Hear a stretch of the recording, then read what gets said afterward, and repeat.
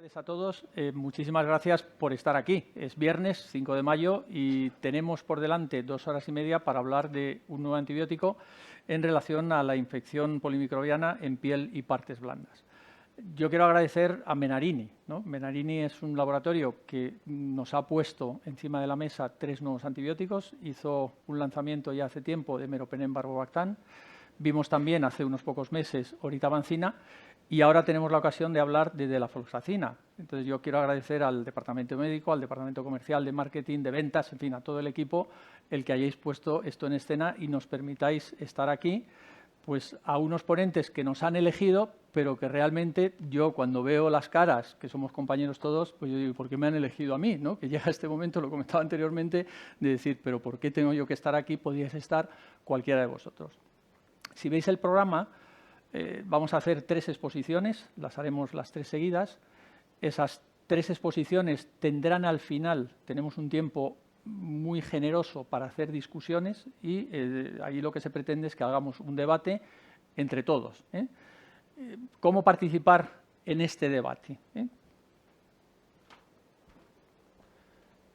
Fijaros, tenéis en el programa un QR. Lo tenéis en el programa, pero lo tenéis aquí, lo podéis captar ya. Eso os va a permitir entrar en un sistema que teóricamente, si habéis venido a la reunión, habéis entrado ya, o sea que tenéis un usuario y una contraseña.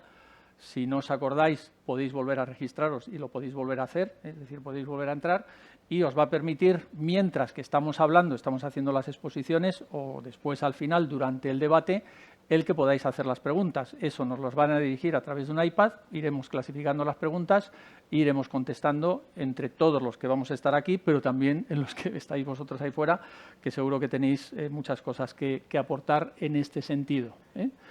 Esta es la forma de entrar. Si recordáis cuando hicisteis el registro, pues si no lo vais a hacer también ahora. Y ya os digo que tenéis el QR, insisto, en el cartoncito que tenéis encima y bueno, los que estáis por fuera escuchando esta reunión, pues habéis podido captarlo anteriormente.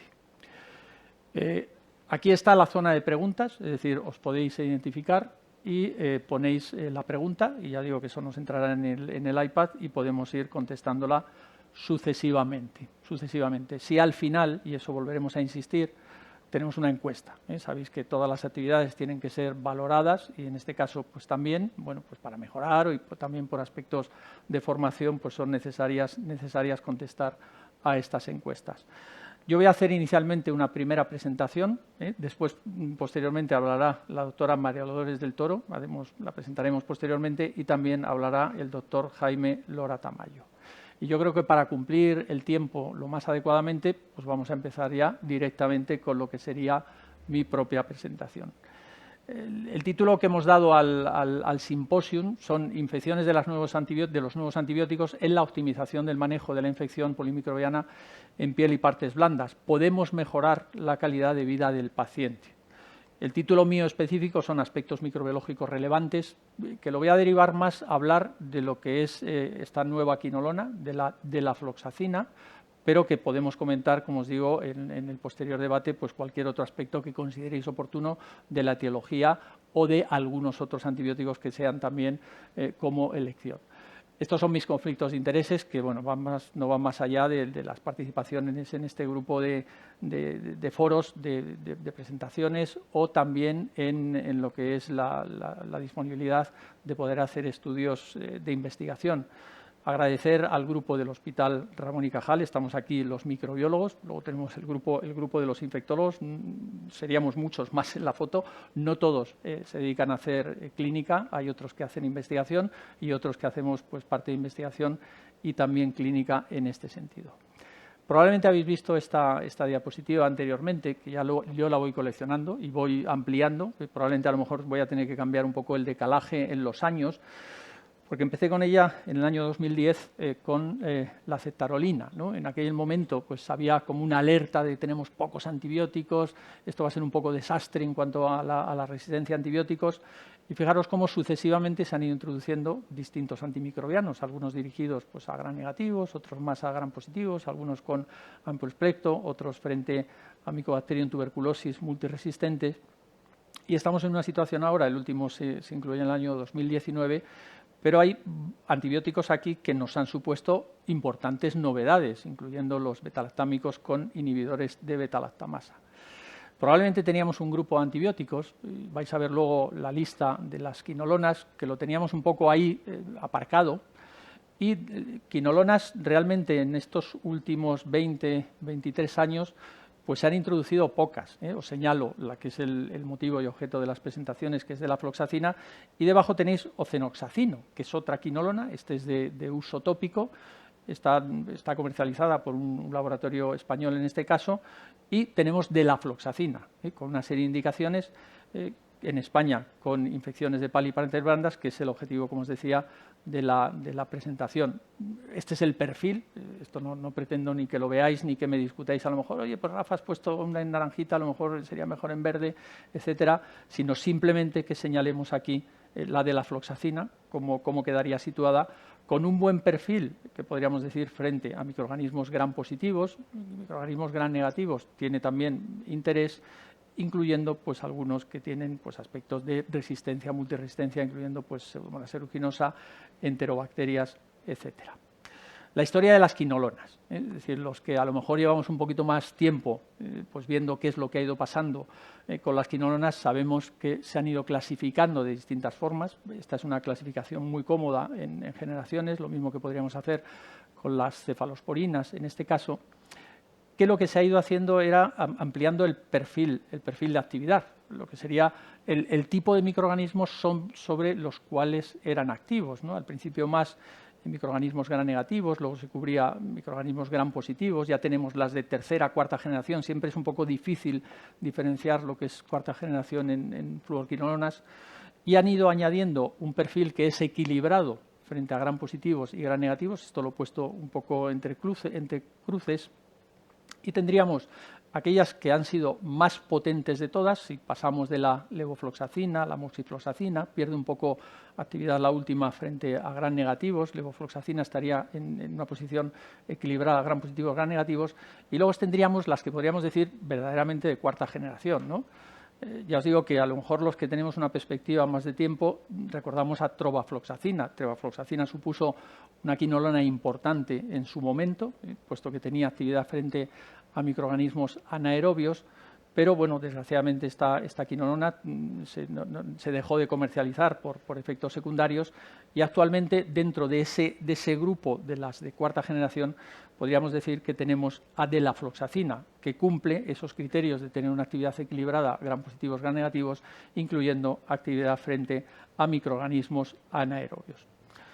Como la mayoría de los antibióticos, la historia suele ser dilatada en el tiempo, es decir, muchas de ellas vienen de investigaciones que se hicieron en los años incluso 80, 90 posteriormente, de primeros del 2000, pero que luego han tenido un largo recorrido en la comercialización, bien porque en aquellos momentos no interesaba el producir ese antibiótico, porque a lo mejor había huecos ya específicos por otros grupos de fármacos, o porque sencillamente las compañías pues tenían otra serie de productos y las iban pasando de unos a otros. Esta quinolona es de investigación japonesa, anterior a los años 90, posteriormente pasó a Abbott. Abbott pues dejó la comercialización de antibióticos, como ha ocurrido con muchas compañías que inicialmente se dedicaban también a comercializar antibióticos, pero abandonaron o bien la investigación o bien simplemente la comercialización.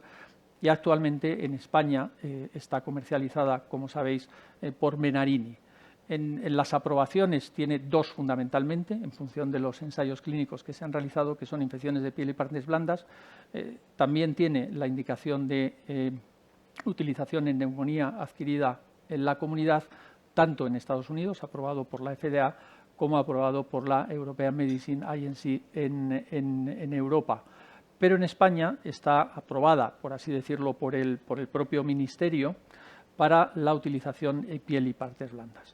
Y sí quería poner también esta diapositiva anteriormente. Esta es una diapositiva de una revisión de Clinical Infectious Disease, donde habla de novedades en antibióticos que tienen una indicación de piel y partes blandas, donde aquí pues, nos podemos encontrar la delafloxacina, pues hablando que es un antibiótico que puede ser utilizado tanto por vía oral como por vía intravenosa, a diferencia a lo mejor de otros, como puede ser dalbavancina o oritavancina. Tedizolid podría cumplir estas dos características, Pero probablemente aquí, ya se ve un poco, no sé si llegáis a verlo en lo que es la lista de microorganismos, tendría una cobertura, por así decirlo, mucho más amplia que lo que tendrían los dos grupos de antibióticos que están señalados también en esta diapositiva como novedades dentro del esquema de utilización en infecciones de piel y partes blandas. A mí me gusta cuando hablamos de un antibiótico y sobre todo cuando hablamos de un nuevo antibiótico de poner lo que es la oficialidad, ¿no? Es decir, para qué está indicado. Esto es lo que está incluido en la ficha técnica, lo que se denomina el Summary of Product Characteristics de la EMA, donde nos dicen precisamente esas indicaciones, ¿no? Infección de piel y partes blandas e infecciones de neumonía adquirida en la comunidad.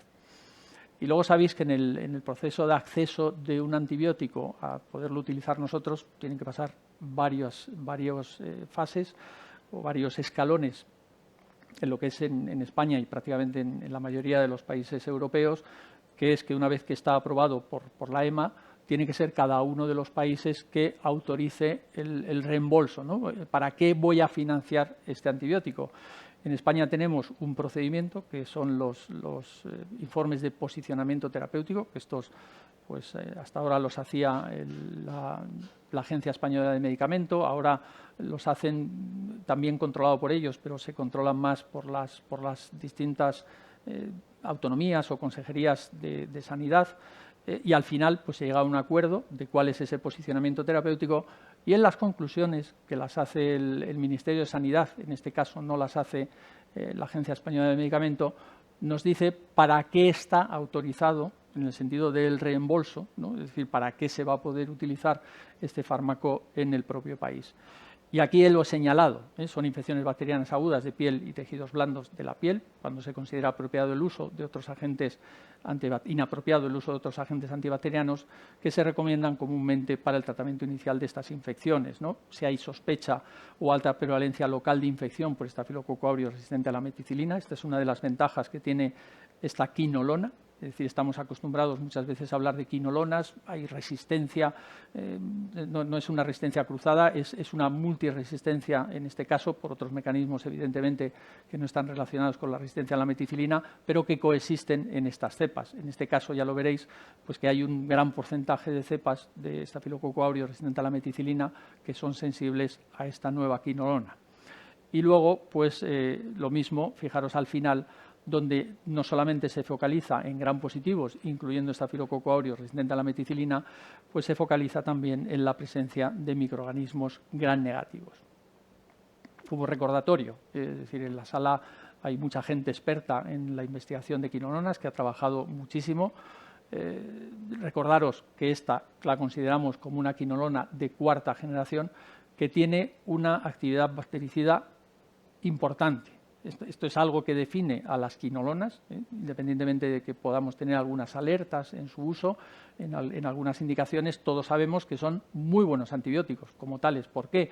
Porque matan muy rápidamente a las bacterias y ese precisamente puede ser el interés en esta indicación. Y que también, a diferencia de otras quinolonas, mantiene ese equilibrio tanto frente a gram positivos, gram negativos, incluyendo, como decía, los anaerobios. Y esto es porque tiene una actividad muy buena frente a las topoisomerasas, que son aquellas enzimas, recordáis, que controlan la apertura y luego la división de lo que es el DNA bacteriano. Lo veis aquí en esta diapositiva, como ciprofloxacina fundamentalmente es para la DNA girasa, levofloxacina tendría un equilibrio, moxifloxacina estaría más focalizado en la topoisomerasa 4, que es la que le da la actividad frente a los gram positivos, y de la floxacina mantendría ese equilibrio frente a las dos girasa, la DNA girasa y la topoisomerasa 4.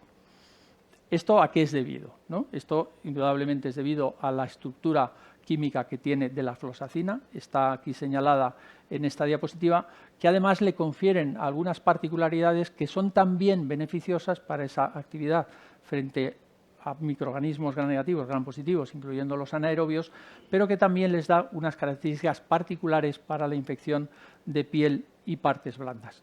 Este grupo, que está en posición 1, es la que favorece que tenga ese incremento de actividad frente a la girasa y la topoisomerasa.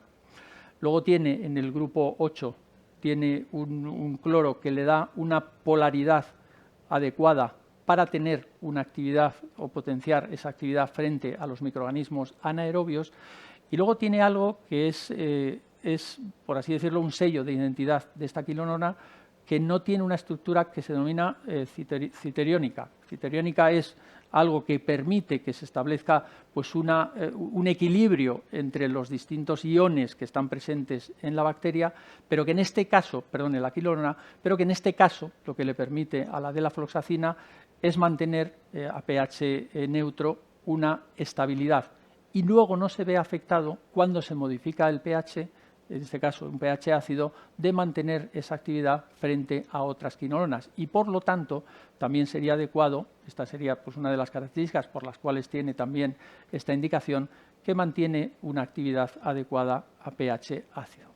Fijaros, estos son trabajos, he recogido algunos trabajos publicados pues, a lo largo de lo que ha sido la investigación de la delafloxacina, que muchos de ellos son pues, de los inicios de los 2000, donde se demuestra esa elevada actividad bactericida, que esa actividad bactericida no está afectada, como decía, por el pH ácido. Incluso hay trabajos que hablan o que demuestran que esa actividad se mantiene de forma intracelular, por eso tendría a lo mejor también pues esa otra indicación de la infección en neumonía adquirida en la comunidad, incluyendo los denominados patógenos atípicos, y que luego tiene también, como pueden tener otras quinolonas, pero en este caso también existen trabajos, y luego vais a ver uno posteriormente, que tiene una alta penetración en lo que sería la estructura del biofilm, y que esa penetración le permite seguir teniendo pues, una actividad bactericida importante, que es superior pues, incluso a la que puede tener daptomicina,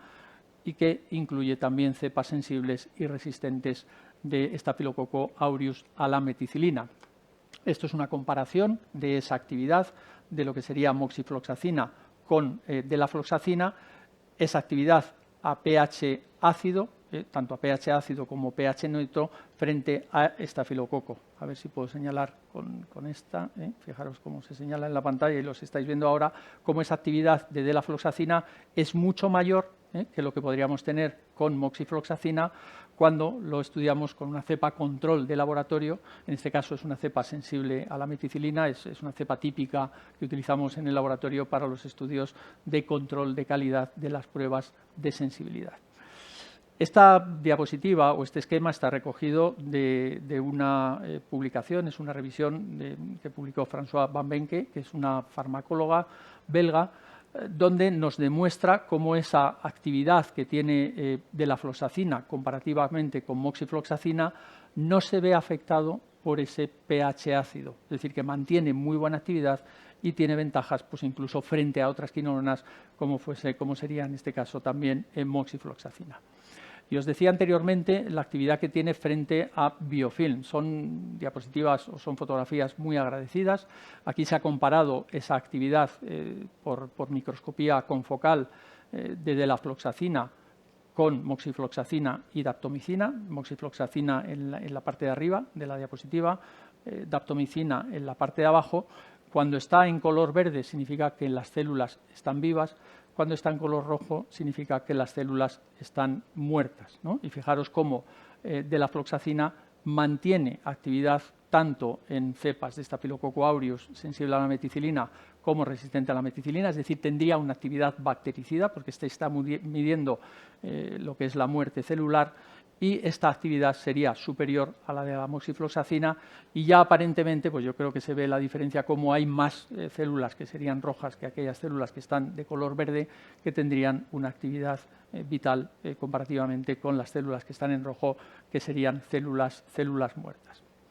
¿Cuáles son los microorganismos que forman parte de lo que serían las infecciones de piel y partes blandas? Podría haber elegido cualquier serie, pero en este caso he elegido pues, la serie de los ensayos en fase 3 de piel y partes blandas de delafloxacina, para que veáis que la gran mayoría de ellas, ya digo que es un ensayo clínico, el 60% son cepas de Staphylococcus aureus. En esta serie de este ensayo clínico, pues prácticamente el 50% de ellas eran Staphylococcus aureus resistentes a la meticilina y ese otro 50% sensibles a la meticilina. Y a partir de ahí ya tenemos pues los distintos microorganismos, coagulasa negativos, anginosus, viridans, piógenes, agalactiae, etc. En el cuadradito de la derecha tenéis globalmente los que serían gram positivos, los que serían gram negativos y los que serían anaerobios. Probablemente también tendríamos las polimicrobianas si contásemos aquí, pero no venía en esta información, en esta publicación, y no os lo puedo ofrecer en este sentido. Está recogida de otra publicación donde serían aproximadamente un 10 o un 20% infecciones polimicrobianas, lógicamente incluyendo en la mayor parte de los casos pues los microorganismos gram positivos, Staphylococcus aureus, con otros gram negativos o incluyendo los microorganismos anaerobios. Para los que hacemos más microbiología, en los sistemas de sensibilidad, ¿tenemos puntos de corte? Sí tenemos puntos de corte. Yo he recogido los de UCAS, los de la EMA y los de la FDA. Alguno me preguntará, ¿y dónde están los del CLSI? El CLSI no tiene publicados puntos de corte para delafloxacina, es decir, esto ocurre con los antibióticos recientemente comercializados. El CLSI adopta los de la FDA y si los quiere cambiar tiene que esperar al menos 2 años para cambiar esos puntos de corte. Por lo tanto, en Estados Unidos estos serían los puntos de corte que nos ofrecen y en la parte de la derecha tenemos los puntos de corte de EUCAS que son exactamente los mismos que la EMA porque se adoptan directamente. Cuando EUCAS decide, la EMA adopta estos puntos de corte. El punto de corte de sensibilidad, si nos fijamos en Staphylococcus aureus, es el mismo para las cepas sensibles. Y para las cepas resistentes, a pesar de que veis ahí el mismo número, 0,25, que estaría aquí a la derecha, fijaros que aquí es mayor o igual o aquí es mayor de. Esto significa que para los americanos hay una categoría intermedia, para nosotros no tenemos una categoría I. Es decir, que con una sola dosis, que es lo que está marcado tanto para la administración oral como para la administración intravenosa, podemos definir lo que es una cepa o bien sensible o bien resistente. En principio no tenemos que modificar esa dosis en función del resultado que nosotros encontremos en el propio laboratorio. Y tenemos para otros microorganismos, de los que comentaba anteriormente, pues también puntos de corte definidos para otros microorganismos como son estreptococos, incluyendo pues también algunos estreptococos del grupo Anginosus. Tenemos para algunos gram negativos, Haemophilus influenzae, para enterobacterias, fundamentalmente por Escherichia coli. Esto es un aspecto relacionado también con los ensayos clínicos. Y en EUCAS o la EMA no se han definido pues los puntos de corte para Pseudomonas aeruginosa, puesto que no estaban incluidos en el paquete o no existían casos suficientes para poder hacer esa definición de los puntos de corte. Si entráis en la página web de EUCAS, sí podéis encontrar lo que denominamos los puntos de corte epidemiológicos, que nos permite separar las cepas que tienen mecanismos de resistencia adquirido de aquellas que no las tienen. En cuanto a la actividad in vitro, ¿qué podríamos decir de delafloxacina? Lo hemos comentado, una alta actividad frente a gram positivos, con valores de CMIs de delafloxacina que son inferiores a la cipro, a la levo y a la moxifloxacina. También en Staphylococcus aureus, que son resistentes a la ciprofloxacina o levofloxacina. Vais a ver también algunas diapositivas en este sentido, que es algo más activo o con una actividad similar, dependiendo de los gram negativos a los que acudamos, y que luego tiene pues, una buena actividad o excelente actividad frente a los microorganismos anaerobios. Aquí he tratado, en vez de poner tablas con números, he tratado de traducir en figuras pues este estudio de vigilancia epidemiológica que fue publicado en el año 2020. Sortritz es una persona que trabaja fundamentalmente en estudios de vigilancia epidemiológica. Se recogen cepas de distintas localizaciones. Estas están incluidas cepas recogidas de centros en Europa. Y aquí lo que está reflejado pues son aislamientos de Staphylococcus aureus de infecciones de piel y partes blandas.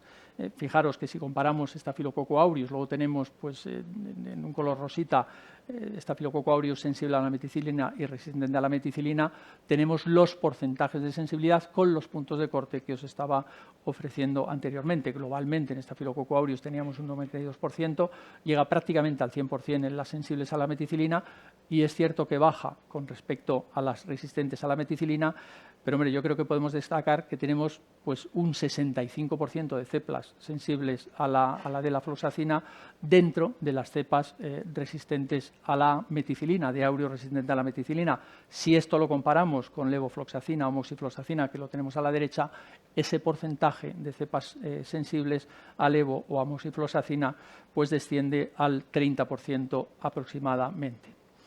Aquí tenéis las distribuciones para entender también, es decir, por qué se escaparían a lo mejor en ese porcentaje de cepas. Esto está cogido también de esta publicación. A nosotros, microbiólogos, nos gusta muchas veces no hablar solamente de la sensibilidad o de la CMI 50 o CMI 90, sino poner lo que es la distribución. Nos cuesta a veces trabajo que en las publicaciones se incluyan, ¿no? cuando se requiere, sobre todo manejarlo después para poner los puntos de corte. Pero fijaros, ahí tenemos esta misma distribución, 92% Staphylococcus aureus, dónde estaría el punto de corte, cuáles se escapan y cómo hay más cepas que se escapan dentro de las cepas resistentes a la meticilina. Luego hablaremos cuál es la razón, en este caso, de que queden algunas cepas en la zona de la resistencia. Sí quería incidir en otro artículo que a mí me pareció interesante. Me pareció interesante sobre todo por la representación que hacían. Esto es un artículo que viene del grupo argentino, del grupo del Malbrán, de Alejandra Corso, Pasterán, donde hacen un estudio. No tienen un número importante de cepas, son 40 sensibles a la meticilina, Staphylococcus aureus, y 44 sensibles a la meticilina y 40 resistentes a la meticilina. Está puesta cepa a cepa comparativamente de la floxacina, ciprofloxacina y levo, donde ya veis directamente cómo la actividad intrínseca, es decir, la cantidad de fármaco que yo necesito para inhibir a esa bacteria, es siempre mucho más baja que la que tenemos para cualquiera de las otras quinolonas. Incluso, si nos vamos en la parte de la derecha, incluso aquellas cepas que tendrían una CMI mucho más alta a ciprofloxacina o levofloxacina, que son las que veis aquí, en color rojo y en color verde, como en color azul tendríamos las cepas que son o con pérdida de sensibilidad a delafloxacina o incluso resistentes, como quedan todavía por debajo de la CMI que tenemos para ciprofloxacina y delafloxacina. Estreptococcus pyogenes, Agalactiae, estos son los datos de ese mismo estudio epidemiológico. Aquí menos problemas, que podríamos decir, de resistencia a las quinolonas, globalmente como grupo o con mecanismos de resistencia, y por lo tanto tienen un espectro o unos porcentajes que son prácticamente similares en estos casos. Y aquí pues he puesto cuál sería el porcentaje de cepas tanto sensibles a la delafloxacina, ciprofloxacina o levofloxacina. Podríamos decir que es prácticamente similar o un poquito por debajo en cuanto a los porcentajes de sensibilidad. Estamos hablando, en este caso, de gram negativos Escherichia coli. ¿Qué podemos decir en microorganismos anaerobios? En microorganismos anaerobios hay quizás menos publicaciones. Tenemos esta publicado en la revista Anaerob del año 2020. Os he señalado aquí es la típica publicación donde aparecen esos porcentajes, como os decía, con rangos, con CMI 50, con CMI 90, donde nuevamente lo que vemos, tanto en Clostridium como en microorganismos gram positivos en general o gram negativos anaerobios, como siempre, el rango bajo de la CMI es siempre muy por debajo de lo que sería la que tendríamos para levofloxacina, y cuando analizamos pues tanto las CMI 50 como CMI 90, que sobre todo fijaros ahora en esta parte de la diapositiva, siempre tenemos una CMI baja. En el caso de la levofloxacina tendríamos por encima de, o sea que tendríamos la seguridad de que al menos el 10% de las cepas en este caso serían resistentes, por así decirlo, que tienen una CMI muy alta, mientras que en el otro caso tendríamos una CMI muy inferior que caería en muchos de los casos con un porcentaje de sensibilidad.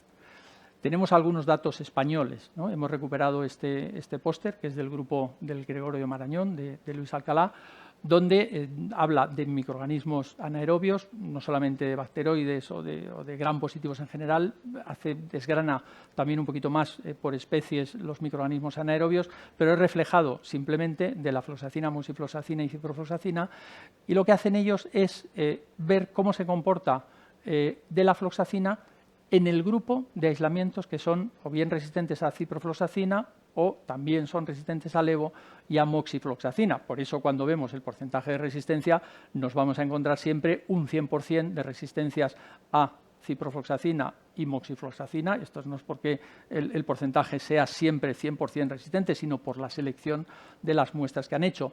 Pero lo interesante de esta publicación es que en bacteroides tendríamos un 10% de cepas resistentes dentro de las que son resistentes a moxifloxacina y ciprofloxacina, es decir, tendríamos un porcentaje de resistencia que sería muy inferior al que tenemos con estos dos antibióticos, y en el caso de los gram positivos, utilizando pues, los puntos de corte que veíais anteriormente, no tendrían, al menos en esta serie, cepas resistentes a delafloxacina. Un poquito como resumen, nuevamente, habéis visto al principio cuál era comparativamente con colores la actividad de las distintas quinolonas. Esto es la representación de esa actividad frente a los distintos patógenos en comparación con las otras quinolonas. En la mayoría de ellas, nuevamente, hay mecanismos de resistencia que afectan mucho más de lo que podría ser de la floxacina, y se mantendría, con los puntos de corte que estamos utilizando, el criterio clínico de sensibilidad para delafloxacina. Podríamos preguntarnos, ¿y esas cepas que se escapan a esos puntos de corte, qué problemas tienen de resistencia o de sensibilidad? Fundamentalmente lo que tienen son mutaciones en el QRDR, que pueden afectar pues, fundamentalmente a las topoisomerasa 4, aparecen mutaciones puntuales. Siempre sabemos que cuanto más número de mutaciones se producen en las secuencias de las girasas, mayor se va a incrementar el valor de la concentración mínima inhibitoria, pero nuevamente ese valor de la concentración mínima inhibitoria se incrementa mucho menor con delafloxacina, y por eso se mantiene el criterio de sensibilidad, y que es necesario al menos 3 mutaciones para que se produzca resistencia a la delafloxacina. También puede verse afectado por problemas de bombas de expulsión. Y lo que sí sabemos de algunos estudios que se han hecho, pues presentaré algún dato a continuación, es que tiene una ventana mutagénica que es mucho menor que con las quinolonas clásicas, y que hipotéticamente con la utilización de esta quinolona frente a otras, pues tendríamos una menor probabilidad de seleccionar mutantes resistentes a las quinolonas. Este es un artículo que nos habla en este sentido, está publicado ya hace unos años en el JAC, en el año 2012, donde utilizan pues, una colección de cepas, estudian la sensibilidad a las distintas quinolonas, delafloxacina, levofloxacina, moxifloxacina o rifampicina, que es un antibiótico muy sensible a los efectos mutagénicos. La frecuencia de mutación ya podemos observar que es mucho menor en este caso con respecto a las otras quinolonas, pues es del orden de 10 elevado a la menos 11, comparativamente en aquellas cepas que no tienen ningún mecanismo de resistencia o mutaciones, perdonad que voy hacia atrás, pero que también esto lo podemos ver con cepas que ya tienen algún mecanismo de resistencia adquirido por esas mutaciones. La frecuencia de mutación para aparecer segundas mutaciones sería en este caso mucho menor que la que podemos encontrar para otras quinolonas en este sentido. Y esto está relacionado por el concepto de la ventana mutagénica. Esto lo hemos comentado también en algunos foros con respecto a otras quinolonas, pero que también nos puede explicar cómo con la utilización de esta quinolona a lo mejor lo que creamos es menor presión selectiva para favorecer que se desarrollen resistencias a las propias quinolonas. El esquema es sencillo, ¿no? Si tenemos una población bacteriana, que es la que tenéis en la parte de abajo, si nosotros no alcanzamos las concentraciones mínimas inhibitorias, en principio no haríamos nada frente a esa población bacteriana. Bueno, todos sabemos que esto no es relativamente así, que muchas veces las concentraciones bajas pues, producen un distrés en las bacterias y eso hace que también se puedan producir mutaciones, pero a nivel esquemático no haríamos nada, tanto sobre las cepas sensibles como por su población resistente que está presente. Tenemos una situación que sería ideal, que es superar lo que denominamos la concentración preventiva de mutantes, que es una concentración que mata tanto a las bacterias sensibles como a los hipotéticos mutantes resistentes que ya están presentes en esa población. Esto es una situación que siempre deseamos para evitar la aparición de mutantes resistentes, y luego tendríamos una situación que no es deseable, que es aquella que veis en la zona intermedia, donde se seleccionan mutantes resistentes, puesto que estaríamos por encima de la CMI, matamos a las sensibles, pero no matamos a las resistentes que puedan estar presentes. Claro, nos podemos ir cuáles son las concentraciones. Aquí os pongo las concentraciones en plasma. Podríamos a lo mejor reflejar concentraciones en otros compartimentos, pero estas son las que ha sido más fácilmente encontrar en la literatura y ya vemos que las concentraciones plasmáticas que obtenemos para delafloxacina son superiores, es decir, que tendrían un aspecto que favorece el que no se seleccionen mutantes resistentes, como podría ser con otras quinolonas, como podría ser ciprofloxacina, en este caso que tiene una concentración plasmática inferior a la que se alcanza con delafloxacina con las indicaciones de dosis aprobadas.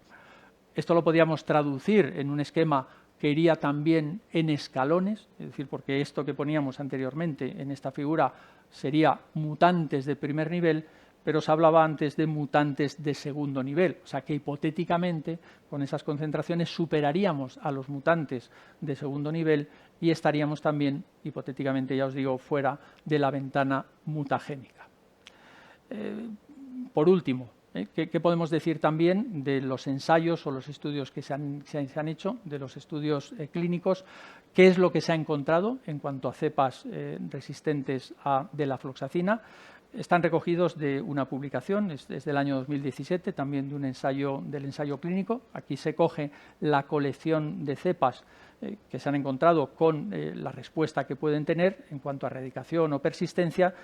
Es a veces difícil encontrar una correlación directa, ausencia o no ausencia, pero hombre, lo que sí es interesante a lo mejor si nos vamos en la parte de abajo, que la he señalado en rojo, que está por encima del punto de corte de sensibilidad, no hay muchos casos, son 4 casos, donde lo que se consigue es una erradicación a pesar de tener pues, un valor de CMI que supera ese punto de corte. Hombre, nos gustaría tener a lo mejor una serie más grande, pero esto está lo que está recogido de los ensayos clínicos y al menos pues aquí probablemente lo que se está superando es esa concentración que previene la aparición de mutantes resistentes y que como tiene esa actividad bactericida que es tan elevada, pues se consigue la erradicación, en este caso microbiológica. Podemos comparar también cuáles son los mecanismos de resistencia que son debidos a la aparición de esos aumentos de las concentraciones mínimas inhibitorias y aquí tenéis lo que hemos señalado anteriormente, que encontramos pues, concentraciones que son más elevadas para delafloxacina cuando aumenta el número de mutaciones y se ha publicado pues, también recientemente por un grupo español de Sevilla pues, la aparición de algunas mutaciones en esa secuencia que podría elevar también esa concentración mínima inhibitoria de delafloxacina. Por tanto, lo que tenemos es una fluoroquinolona de cuarta generación con un mecanismo dual de acción que afecta a cepas gram positivas, gram negativas, incluyendo los anaerobios, que cubriría el perfil de patógenos que nos encontramos en infecciones de piel y partes blandas. Recordar la estructura no citoriónica, que tiene interés pues, para mantener esa actividad tanto a pH neutro como a pH ácido, la buena penetración en biofilm, la actividad bactericida, la actividad intracelular y que hipotéticamente, como he señalado en la última parte de la presentación, pues tendría un perfil que sería interesante para evitar la aparición de resistencias a las quinolonas y que incluso pues, podría superar esas cepas que ya tendrían pues, algunas mutaciones que afectarían a otras. Y con esto pues, termino la presentación. Muchas gracias por vuestra atención.